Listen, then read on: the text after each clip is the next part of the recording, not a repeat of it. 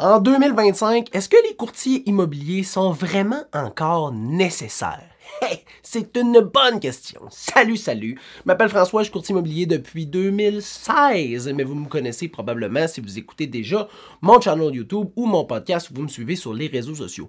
Aujourd'hui, je veux qu'on passe au travers de ce questionnement-là qui est un courtier immobilier en 2025, est-tu encore nécessaire? On en a-tu encore de besoin? Parce que si tu écoutes certaines vidéos sur le web, on dirait que non. Hein? Tout le monde est capable de faire ça soi-même, c'est super facile. Il y a des sites web où tu as accès au notaire, à des suggestions, un suivi, des conseils, une évaluation. Fait que le courtier, il sert à quoi? Ben, aujourd'hui, on va passer au travers de tout ça ensemble. Ça va te donner un peu l'heure juste sur autant si tu veux acheter que si tu veux vendre, est-ce que tu devrais ou non considérer de faire affaire avec un courtier? La première chose, l'accès aux statistiques. Là, que tu sois vendeur ou acheteur, l'accès aux statistiques est excessivement important. Pourquoi? Parce qu'il faut que tu te bases sur des points mathématiques, pas juste ton ressenti, ton émotion, ton feeling pour baser le prix d'une offre d'achat ou le montant d'affichage d'une propriété. Là, vous m'entendez souvent parler de juste valeur marchande. C'est quoi la juste valeur marchande? C'est le prix d'une propriété, qu'est-ce qu'elle vaut par rapport au comparable vendu dans le même secteur, une maison qui ressemble vraiment à cette maison-là, sans avoir à faire de modifications particulières sur la justification. Fait que, mettons, une maison de ville, de coin, avec 2 chambres en haut, une chambre en bas, 2 salles de bain, une salle d'eau. Ça s'est vendu combien dans les 6 derniers mois? Puis là, je dis ça s'est vendu parce qu'on veut trouver une transaction qui s'est finalisée. L'acheteur a déposé une offre d'achat, il a passé au travers des conditions et a décidé d'acheter suite à la réalisation de toutes ces conditions-là. Ça, c'est la juste valeur marchande. Fait qu'en ayant accès aux statistiques, tu es capable de savoir à combien mettre ta propriété sur le marché. Si tu es un acheteur, tu es capable de savoir combien la maison vaut réellement sur le marché. Là, à partir de là, tu es capable de savoir est-ce que la maison est affichée 30 000 en dessous de ce qu'elle devrait normalement se vendre? Est-ce qu'elle est 25 000 au-dessus? C'est assez important de le savoir, là, tu sais, là. Là, il y a des gens qui vont dire « Ouais, mais on a accès à ça, moi je peux aller au registre foncier, puis j'ai accès à un autre site qui me donne des... » Ouais, je te confirme, là, j'ai regardé toutes les possibilités, là. Le plus facile, c'est d'avoir accès aux sous-informations de Centris, puis d'être capable de bâtir une réflexion statistique à partir de là. Fait que le courtier immobilier a accès à te donner ces informations-là. Le deuxième point, c'est les connaissances des documents puis du côté légal. Je vais te conter une petite histoire, puis ça va bien, tu vas bien comprendre. Là, j'ai un client qui m'a été référé par une institution financière, fait que je l'appelle, il cherche à acheter une maison, bingo, sa propriété est déjà en vente, mais directement par lui. Là, je fais, parfait, écoute, on va l'appeler Michel. Parfait, Michel, il n'y a vraiment pas de trouble, tu sais, je vais pouvoir t'aider, on va créer les alertes automatiques, on va créer ton dossier dans mon système, mais ton offre d'achat, peux-tu me parler des critères? Là, il me parle des critères, puis là, je dis, OK, c'est quand ta date de prise de possession? On était, je pense, en novembre. Puis là, il dit, ouais, on a marqué 15 janvier. Là, je fais comme, OK. Mais là, le 15 janvier, toi, mettons là, que toutes les conditions se réalisent sur l'offre d'achat, puis il faut que tu sacs ton camp de ta maison, tu t'en vas où? Tu dis, ben là, on va s'arranger, là, tu sais, là, on changera la date. Le gars, il était bien ouvert à ce qu'on change la date. Là, j'étais même, oui. Mais mettons, contractuellement, présentement, là, t'es relié à lui par contrat, vous avez signé sur une offre d'achat, il dit, ouais. OK, parfait. Le délai inscrit, c'est quoi? 15 janvier. Là, je fais, c'est noir ou blanc. Lui, s'il décide que le 15 janvier, il prend possession de ta maison, il prend possession de ta maison le 15 janvier. C'est noir ou blanc un contrat. Mais là, il dit, ben là, ça marche pas, je peux pas partir le 15 janvier. Je dis, ben c'est ça, Michel. C'est direct pour ça que j'ai pris le temps de t'appeler, tu sais. Mais ça, là, c'est une histoire isolée, mais c'est une histoire qui se répète dans plein de transactions. Il y a plein de monde qui m'ont écrit puis ils m'ont dit, hey, François, je te suis sur les réseaux sociaux. J'ai un offre d'achat, puis là, il me parle des affaires, puis je fais comme, ben, ça marche pas, man. Ça peut pas fonctionner parce que telle chose. Fait que la connaissance du côté des documents, là, c'est important. Puis là, on n'est pas incroyablement connaissant dans le sens, c'est pas une expertise de 8 ans d'université, puis de recherche, puis de maîtrise, mais on sait utiliser les bons documents. Puis on connaît aussi les délais usuels, les clauses à mettre, comment te protéger, qu'est-ce qui est à vérifier. Fait que ce côté-là de connaissance de documents, puis le côté légal, il est important. Il est important pourquoi? Pour avoir une transaction sécuritaire. Souvent, je parle de profit dans une transaction, mais si par une faute contractuelle, tu perds 15 000 $ ou 20 000 $ parce que X affaires qui se passe, ça reste que ça touche aussi ton profit, mais c'est surtout que c'est pas sécuritaire comme transaction. Puis tu veux une transaction qui est sécuritaire. La connaissance, les documents, ça m'apporte aussi à un autre point qui est la connaissance des délais usuels, de tout. Fait que, dans combien de temps le notaire est supposé d'entrer en contact avec toi? Est-ce que puis là, je te dis, c'est pas toujours facile d'avoir des réponses des bureaux de notaire, peu importe quel bureau, là, tu sais, là. Fait que dans combien de temps? C'est quoi qu'il faut que tu apportes là-bas? C'est quoi le délai usuel pour un... Mon Dieu! Pour une inspection, pour une vérification de drain, pour un financement. Si j'ai un financement, mais qu'il faut que je refinance ma maison, ça va-tu être vraiment plus long? Je peux-tu mettre 14 jours? Tous ces délais-là, là, nous, on les connaît. On les connaît, puis on sait à peu près combien tu devrais avoir de délai sur chacune des conditions. Quand tu réalises tes conditions, des fois, il arrive des trucs. Hein? Tu réalises des conditions, tu récupères de l'information, tu cherches des affaires, puis là, il arrive des choses, puis tu dois ajouter des conditions, des contrats, hein, parce qu'on connaît les contrats, tu dois ajouter des demandes contractuelles ou tu dois négocier, exemple, suite à une inspection. Puis cette portion-là, on a l'habitude de le faire, on a la connaissance pour le faire, on sait quel délai mettre sur les prochaines expertises qu'il va falloir demander, puis on sait aussi faire la part des choses. Là, à partir de là, c'est pas moi qui va décider. C'est toi qui vas décider si la part des choses, elle est juste ou pas juste, puis si tu suis mon conseil ou pas mon conseil. Mais moi, je suis là pour te donner les bonnes informations, par exemple. Les bonnes informations, c'est ce que je crois qui te protège, mais qui va aussi pas mettre en péril la transaction qui, pour toi, est importante. Parce qu'ultimement, si tu as déposé une offre d'achat, c'est parce que tu veux acquérir la propriété. Si tu as décidé d'accepter une offre d'achat parce que tu vends, c'est parce que tu veux vendre ta maison. Fait qu'on veut pas perdre cette possibilité de réaliser ton projet-là, mais d'un autre côté, on veut pas le faire à n'importe quel prix. Fait que ça, c'est des choses qu'un courtier peut t'aider. Là, tu me diras, je peux le faire tout seul. Oui.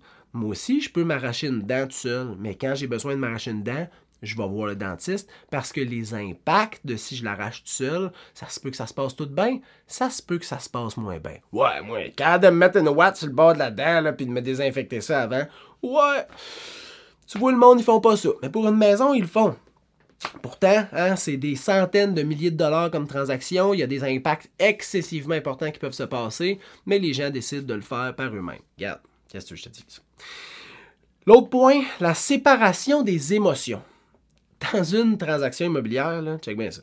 Ça, là, c'est un immeuble, hein, ça n'a pas d'émotion, un immeuble. Un immeuble avec deux personnes qui veulent faire une transaction. Les deux personnes, ils n'ont pas les mêmes besoins. Lui, il veut vendre au plus haut prix, aux meilleures conditions. Lui, il veut acheter au moins cher possible. Lui, il a fait des rénovations dans sa maison, puis il aime bien ses rénovations. Lui, il trouve que les rénovations, c'est de la crusse de merde, puis c'est vraiment laid. Tu vois-tu comment que ça se peut que ça accroche, là? Quand tu as un professionnel entre les deux, pop, pop, pop, pop, les émotions souvent ne traversent pas, à moins que ton courtier soit pas capable de se gérer.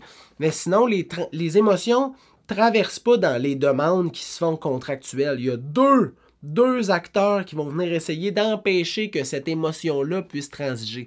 On va laisser passer les émotions positives. On va répéter ou mentionner à l'autre partie les émotions positives, mais les émotions négatives qui viennent affecter la transaction, ils vont être bloqués. Puis c'est important, ce point-là, parce que prendre une décision sur le coup de l'émotion, ça peut être excessivement bon, mais ça peut aussi être très coûteux et problématique. Fait que c'est tout le temps bon de prendre le temps de se poser et faire comme « OK, je prends-tu la bonne décision? Je devrais-tu regarder d'autres choses? Y a-tu d'autres choses que je devrais savoir? » Puis de baser son choix, sa décision, ses prochaines actions, sa stratégie sur quelque chose qui est réfléchi. Une fois que c'est émotif, là, c'est pas sensé, c'est pas songé, c'est irrationnel. Puis on veut pas tomber dans l'irrationnel. Puis ça, on le voit souvent, là, suite à une inspection, l'acheteur va prendre peur. La peur, c'est irrationnel. Souvent, c'est irrécupérable. Il n'y a plus rien à faire. On ne peut plus rien faire parce qu'il est plus rationnel. Fait que c'est vraiment difficile de continuer à avoir une communication avec cette personne-là, à moins de tomber dans son délire psychotique. Mais on ne veut pas tomber dans ce délire-là. Fait que d'essayer d'enlever l'émotion, ça reste rationnel. Donc là, on peut avoir une communication, une conversation, puis on peut souvent trouver un terrain d'entente. Vendre avec un courtier immobilier, ça évite que le vendeur il est sur place.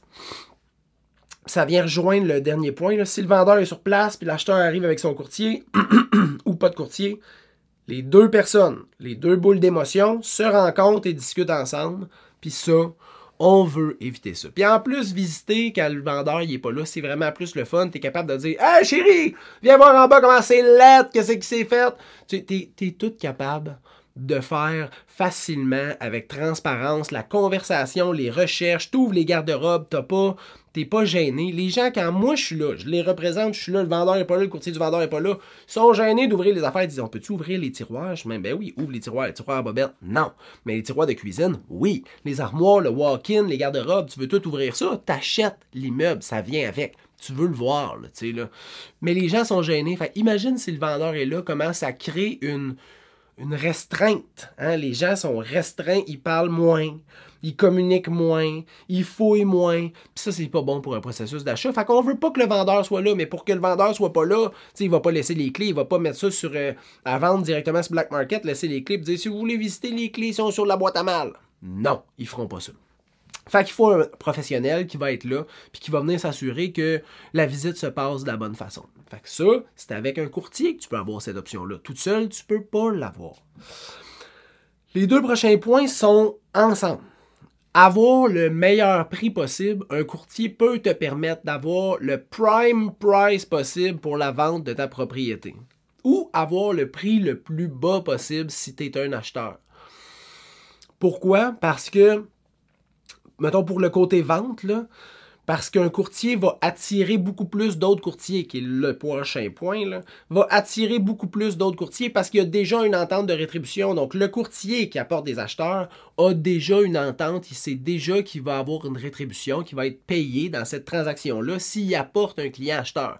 Puis son client n'aura rien à payer pour son service. Puis ça, c'est le fun en sacrement parce que l'acheteur, il est représenté, il est protégé, il est conseillé, mais il paye rien pour le service. Ça, c'est merveilleux. Hein? Ça, c'est d'encourager un marché qui est sécuritaire. Puis ça, on veut un marché qui est sécuritaire, surtout pour un achat aussi important que ça. Puis le fait qu'il y ait plus de courtiers qui viennent visiter la maison, puis plus de personnes qui soient encouragées à venir déposer une offre d'achat, ça augmente le nombre de visites, le nombre de promesses d'achat, donc ça augmente potentiellement le prix de vente. Puis on peut le voir dans les statistiques, les propriétés vendues par un professionnel sont vendues plus dispendieuses que les propriétés vendues directement par un personnel, par un propriétaire. Si tu es un acheteur, par exemple, tu es capable d'avoir l'heure juste sur la vraie valeur de la propriété. Donc, tu peux obtenir la maison au meilleur prix possible parce que tu es capable de justifier que la propriété a X valeur puis pas Y valeur. Fait que tu évites de payer des dizaines de milliers de trop pour rien. Ça se peut que le propriétaire n'accepte pas ton offre, même s'il est au juste prix, parce que lui, il veut tel prix, parce que lui, il a décidé que c'était tel prix que sa maison valait. Mais en bout de ligne, toi, tu auras décidé de ne pas payer trop cher. Puis si tu décides de payer trop cher, tu auras décidé de payer trop cher en toute connaissance de cause. Puis ça, c'est excessivement important de le comprendre. Tu as le droit de payer trop cher. Tu as le droit, si tu veux vraiment cette propriété-là. Mais il faut que tu le fasses en le sachant que tu payes trop cher. Sinon, c'est pas correct. Tu vas avoir une mauvaise surprise à m'amener, tu vas dire, Chris, me semble, je me suis fait fourrer quand j'ai acheté. Eh ouais, tu t'es fait fourrer quand t'as acheté, mais ultimement, tu t'es fourré toi-même parce que tu n'avais pas les bonnes informations. Le dernier point, faire affaire avec un courtier immobilier, ça permet d'augmenter les horaires de visite. Parce que si toi, là, Michel, hein, tu vends ta maison, mais que tu travailles, mettons, du 4 à minuit, du lundi au vendredi, ben les soirs de semaine, tu peux pas faire visiter. Hein? C'est plus difficile d'avoir une flexibilité d'horaire. Tu peux pas non plus répondre au téléphone n'importe quand. Tu peux pas nécessairement envoyer tous les documents, déclaration du vendeur, taxe municipale, taxe scolaire, certificat de localisation, facture d'hydro, facture de toiture, hein, par courriel à l'acheteur potentiel. Puis là, faire un suivi avec lui puis de garder ça dans ton système que t'as pas. Hein? Fait que te mettre des alertes dans ton calendrier pour faire un suivi avec les gens, pour t'assurer d'avoir le plus de prospects possible qui viennent sur ta maison afin de vendre au meilleur prix. Mais ça, tu le feras pas. Tu peux pas. Dans la réalité, tu peux. Tu as tous les outils technologiques pour le faire. Je te confirme, les gens le font pas. Hein?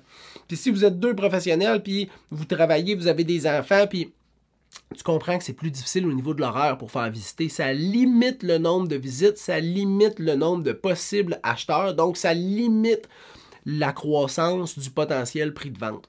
Et c'est pour ça qu'un courtier en 2025, ça vaut encore la peine d'en avoir un, peu importe le prix. Puis là, ça m'apporte à une prochaine question, puis je vous le dis, je vais faire une capsule sur ça. Est-ce que vous croyez que les courtiers immobiliers sont trop payés? C'est pour ça que les gens ne vont pas nécessairement avec un courtier? Ou vous croyez que la rétribution donnée à un courtier immobilier a sa valeur et ça devrait être mis de l'avant et davantage de gens devraient utiliser leur service? C'est une longue question. Réponds-moi ça en commentaire ou attends ma prochaine vidéo que je vais mettre sur mon channel. Puis là, tu iras t'enflammer sur le web. Je vous souhaite une bonne fin de journée. On se revoit bientôt. Bye!